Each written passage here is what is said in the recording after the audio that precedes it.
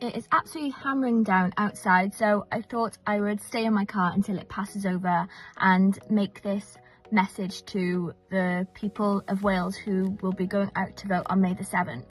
Now, I'm sure you saw that fantastic poll that came out not that long ago, which showed that we're on the cusp of something transformational here in Wales.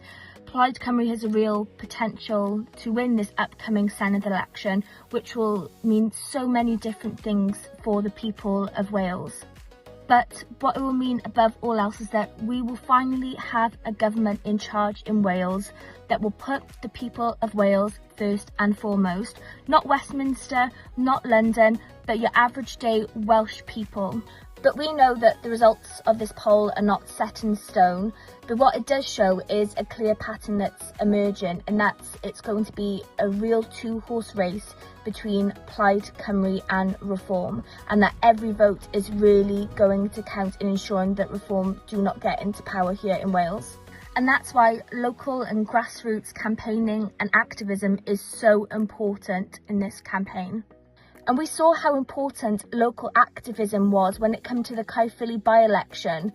Now, we didn't have as much money as Reform or Labour did, but we sure as hell had so many passionate people on the ground day in, day out, delivering that message of Plaid Cymru, of hope.